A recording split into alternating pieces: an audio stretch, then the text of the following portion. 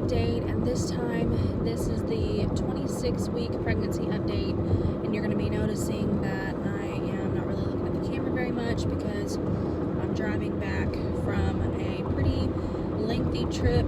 I had to take my son Bentley to the Children's Hospital for a follow-up for a kidney issue that he has.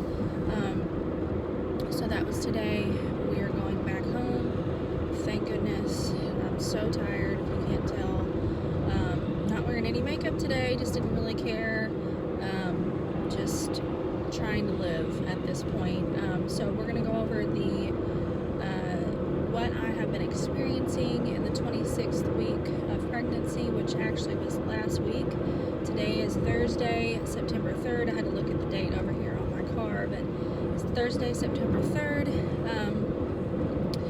I turned 27 weeks this past Monday, so I think that was the 31st of August. I'm not 100% sure on the date.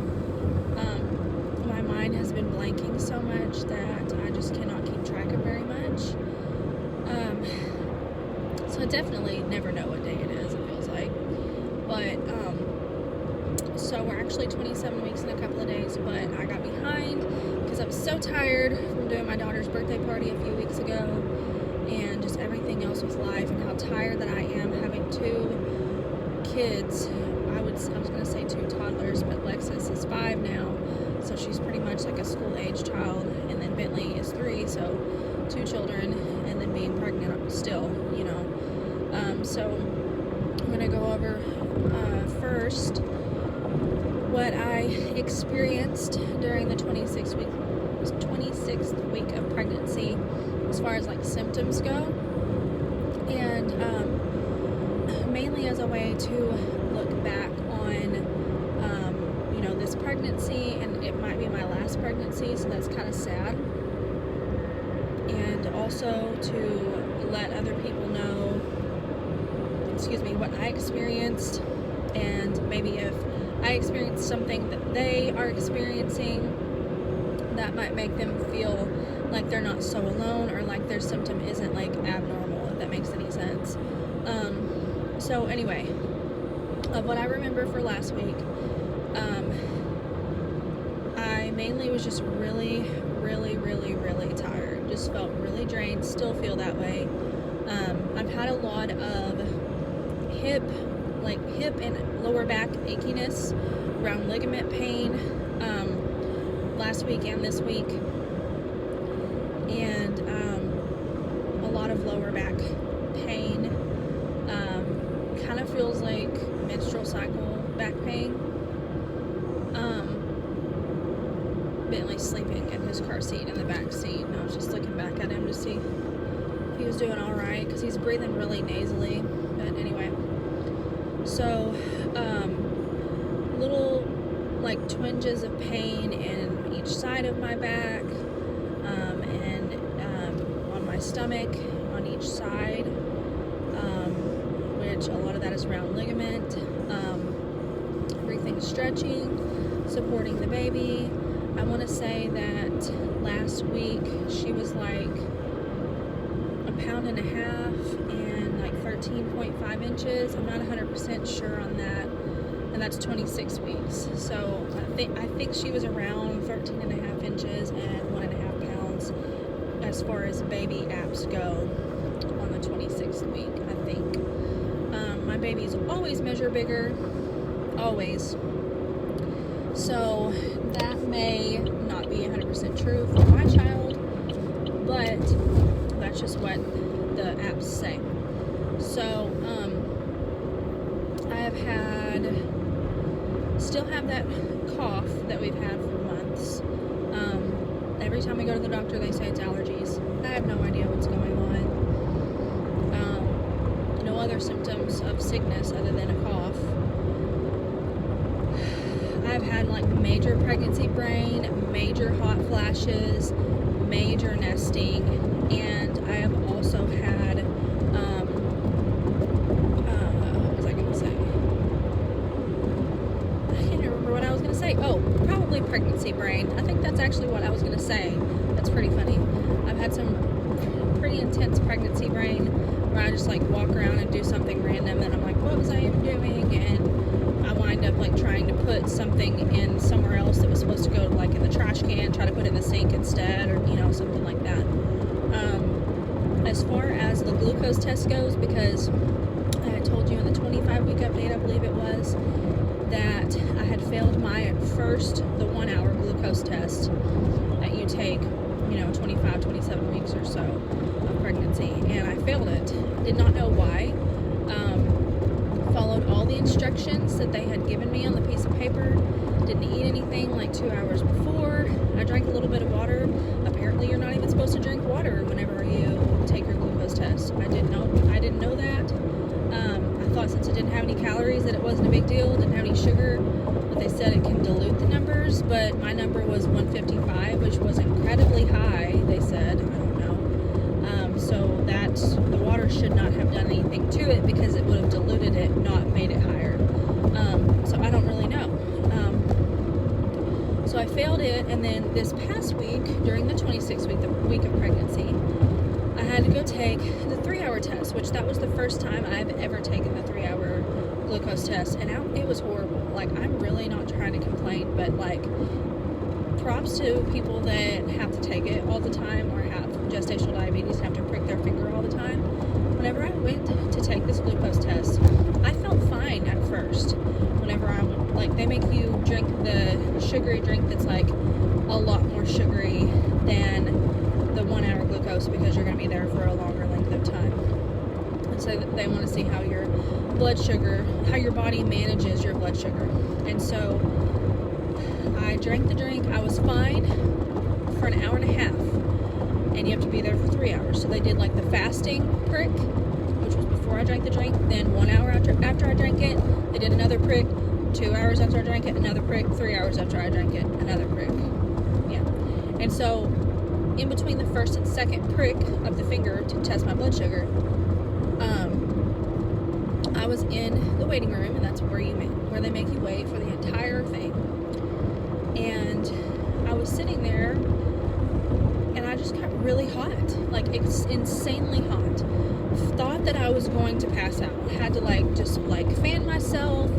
Started seeing like spots, getting really dizzy. Got really thirsty, and they wouldn't let me drink anything. They gave me ice chips, but said if it started to turn to liquid that I wasn't allowed to drink it because of dilution. And so got a couple ice chips. It didn't help. Started to feel sick, like I was going to throw up. And then it got so bad I had to lay back and just do nothing. And I looked at these other people in the waiting room that I didn't even know, and I could not barely talk at all, and I needed help. And I thought I was going to pass out and hit the floor. It was horrible. And I looked at them and said, can you tell them that I'm about to pass out? But I couldn't really get my words out. They were all jumbled. And I just remember my eyes started to try to roll back in my head, and I felt like I was about to literally black out. And so they got the nurse, and she brought out 2 other people, and they were so good. They gave me an ice pack on the back of my neck and a cold towel on my head. They gave me water, and they brought me into a room with a bed and just let me lay there for the rest of the time. So I actually took a nap after that to try to feel better, and I wound up feeling better after that. So they said since I didn't pass out or throw up, that I did not have to redo my test, and I wound up passing that test, thank goodness. Don't know how or why, but I wound up passing that test. But I said, is this normal? Do people do this? And she's like, yeah, it happens quite a bit, just because there's a huge fluctuation of blood sugar, and your body doesn't really know what to do with it. And so my body did the best that it could, but I really thought I've never felt that horrible in my entire life. I thought in my brain while it was going on that I was going to die. And I know that sounds over dramatic, but that's literally what I thought, because that's how horrible that I felt. So I wound up passing that. I had been eating really, really, really healthy. Just trying to make sure that if I wound up having gestational diabetes, that I got a good jump start on diet and things like that. And excuse me, I keep having a burp. So after that, after I passed, a huge sign of relief, because I had been craving chocolate and just a bunch of sweet stuff. So I did eat a little bit of chocolate just to kind of reward myself, because I felt like, why not? have gestational diabetes, or for people that do have it in pregnancy, because you get really bad cravings for certain things, and if those things are things that you're not supposed to eat as a diabetic in pregnancy, then it's really hard. Like it's almost like depressing, because sometimes that one thing, if you don't get it, you just want it and want it and want it and want it for days and sometimes weeks, and it's hard to satisfy that craving. It's almost like your body needs whatever it's craving. But anyway, so I passed that test. Also, whenever I took the test, they told me that they called me and they were like, hey, your blood count was low. You need to take some iron pills. So they called it into the pharmacy. So that could be why I've been so tired, besides the fact that I'm pregnant and have 2 other children and a job and a husband and everything else. But they said, you know, you need to start taking iron pills, and it could be causing a lot of tiredness. So it's kind of, they didn't say I was pregnancy anemic, but isn't that what that is whenever you have a low blood count and you have to take iron pills? I actually had pregnancy anemia with my daughter, who was my first child. Don't think I had it with my son. Didn't have to take iron pills with him. So I've been taking those iron pills, and I have really not noticed a difference on me being less tired or more tired, but I've only been taking them for like 5 days to a week, and I keep forgetting to take them right. So, because you have to take them at 2 different times, 1 a day, 2 times a day, and I normally just take all my other vitamins and things that I take one time with the one iron pill, and then the other one I just forget, because I don't have to take any other pills twice a day, so I just forget it. And of course, you know, TMI, but with pregnancy, that is TMI. With those iron pills, they can create like difference in your bowel movements or constipation, and it's definitely caused problems for me. My stomach is hurting a lot. I'm really gassy this week and last week. It is getting harder and harder to have a bowel movement. Also wanted to mention, while I'm thinking about it, as I'm talking, literally, I'm just so out of breath, and I can tell that these movements, the baby's movements, are so much harder. They just keep, every week, I know I keep saying that, every week, they just get so much harder and so much harder, and they're starting to get painful already, and I'm noticing them like way up, almost toward my rib cage, but not really on it, like 2 inches probably away from my rib cage. So my uterus has really come up, and you know, I keep saying that. I know it's normal for the uterus to grow and get taller and taller and taller, but I just cannot even believe the difference between now and several weeks ago. There's a crazy difference between baby size, uterus size, you know, everything. Apparently in the 26th week of pregnancy, my app also said that my uterus was the size of a soccer ball, which is huge to me. That just seems so huge. By the way, I'm not going to be able to do a belly shot in this video because I'm driving. If I do not record this now, I will not have time. I have to go to work in like 2 hours, and I'm like on a really long drive back home from this doctor's appointment, and so I'm like really pressed for time. I have slowed down my work schedule a little bit because I just cannot handle even the 20 hours that I was working, waiting tables. It's really hard on your body. There's a lot of misbalance when you're holding a tray of food over almost over your head like this on one side, and then you're leaned over, you know, holding it like this so that you don't like unbalance yourself and fall over to the other side. And so it hurts my back a lot, and I was having a lot of contractions. Of course, they were Braxton Hicks contractions, but it was just really uncomfortable. Didn't matter how much water I drank, I was just having a lot of contractions the past couple weeks, and they were all irregular, but it was still just really uncomfortable and really scary. And I would come home and have to just lay down for like 2 days because I was so exhausted.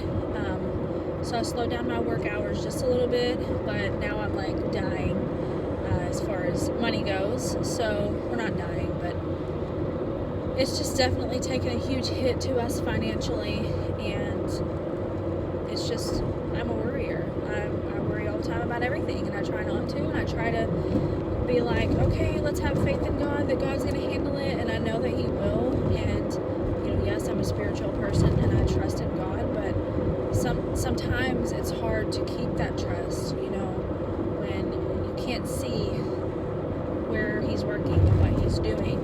But then I have to just take a second and calm down, take a breath, and tell myself, even when you can't see it, like that song, even when I can't see it, you're working. Even when I don't feel it, you're working, and that you never stop working. I'm talking about God. So it's true, and I've seen it, and I've asked for blessings and received blessings even lately, the exact thing that I asked for. So I'm trying to be as faithful as possible, but it's just hard on my body that I feel guilty because I'm not working as much, so then I feel like it's my fault if we don't have money to go out to eat or something like that we want to do. So I'm just feeling a lot of guilt, feeling really emotional, feeling really hormonal, really achy, really crampy, really contraction-y, out of breath, hot, thirsty. So there's just a lot of things that I'm feeling right now. Those are all my symptoms. That's pretty much my life update. Glucose test, just being tired. I am going to get another ultrasound on September 15th. I'll be like 29 weeks or something like that during that week. That'll be my last ultrasound.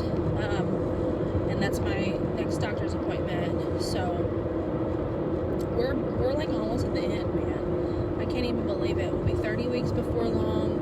And I'll probably end up having to be, me and my doctor have already talked about this, I'll probably end up having to be induced around the 39th week because I've had such huge babies, and it's dangerous for me to try to allow my body to go into labor on its own toward the end of pregnancy.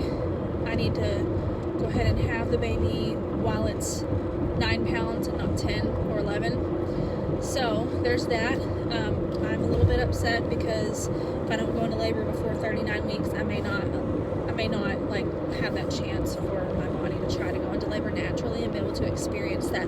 Oh my gosh, my water broke, we're gonna have to go to the hospital.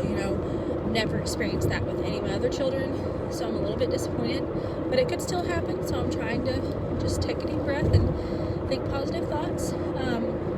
So we'll see what happens with that. Maybe I'll just go into labor at like 37 or 38 weeks, and that'll probably be fine because my baby will still be like 8 or 9 pounds probably. Anyway, at some point I'm going to reveal the name. I don't know when, but it will be soon, I think. Hopefully. I haven't really figured it out yet.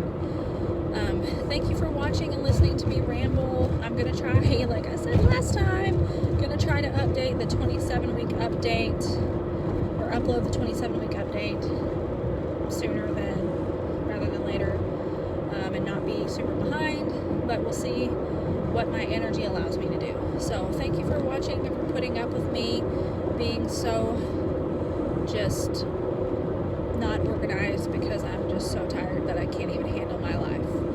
I will see you next time. Thank you for watching. Bye.